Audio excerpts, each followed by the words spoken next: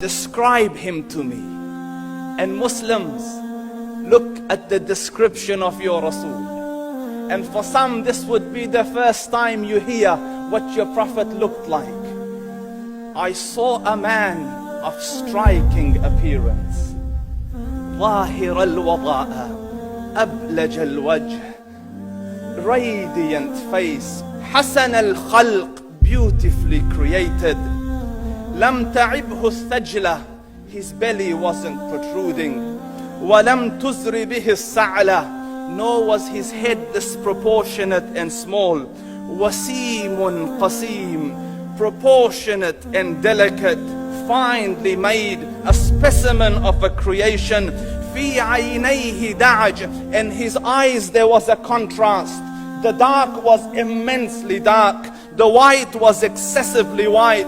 وفي أشفاره وطف, and his eyelashes were long. وفي صوته صهل, and in his voice was a natural echo. وفي عنقه سطع, and his neck was elegantly long. وفي لحيته كثاثة, his beard was full and thick. أزج أقرن, his eyebrows were arched, but they were not joined, it was separated. In Samat فعليه الوقار, when he was silent, dignity covered him. وإن تكلم سماه وعلاه البهاء, and when he spoke, it was audible and clear, almost commanding and overtaking. أجمل الناس وأبهاهم من بعيد, from afar the most striking and outstanding in appearance. وأحسنهم وأجملهم من قريب, and when he came near, the best of them and the most handsome of them in closeness. حلو المنطق, so such an exalted and sweet level of logic. Like when he used to speak, it was so coherently logical, it was smooth and easy to understand. فصل لا نزر ولا هذر, he was to the point, not excessive nor too short. كأن منطقه خرزات نظم يتحدرن, his logic, his utterances, his words were like jewels coming out of a necklace, calculated, polished, one after the other, it would flow magically. ربعة, he was medium in height. Your eye didn't have to strain to look up at him, nor was it tedious to look down at him. He was a comfortable sight to look at. له رفقاء يحفون به, he had friends, the people that were with him, they were working around him to try to serve and protect him. إن قال سمعوا لقوله, when he used to say something, they used to hearken to what he used to say. وإن أمر تبادروا إلى أمره, when he commanded, they used to compete to fulfill the command. This is Muhammad Rasulullah. This is Muhammad Rasulullah. Anas ibn Malik says, he says, I came out one night, it was the full moon night.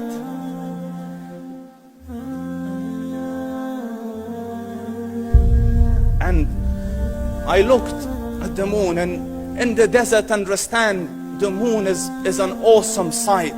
It is smooth, it is radiant, it is clear, it is gentle compared to the scorching sun at which they are used to. So the moon was the epitome of beauty. So he says, I came out at a full moon night and I looked at the moon and I saw it beautiful, handsome. So I said, let me go see if the moon is more handsome or my Prophet is more handsome. Let me see if that is more beautiful or the Prophet is more beautiful. So I went and I saw him standing afar. So I looked at his face and I looked at the moon, and I looked at his face and I looked at the moon, and I looked at his face and I looked at the moon, and he said, Wallahi, he was more handsome than the moon in its entirety. That is just the look of your Rasul.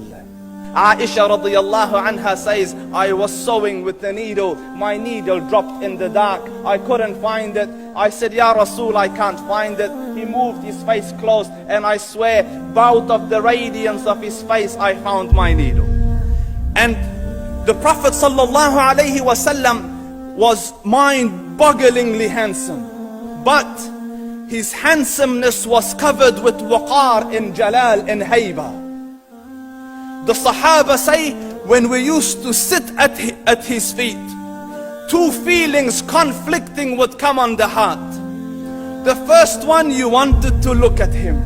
You wanted to behold the majesty of his face. And when you wanted to look up, shyness used to overtake you, so you used to look down. Amr ibn al-As says, I sat with him many times, but if you ask me to describe his face, I can't describe it. I wouldn't be able to look up to him ijlalan wa ta'zeeman. I couldn't look up at him. And that is why he didn't have the problems that Yusuf alayhi salam had. Because it was difficult to penetrate the awe and the splendor of the Rasul.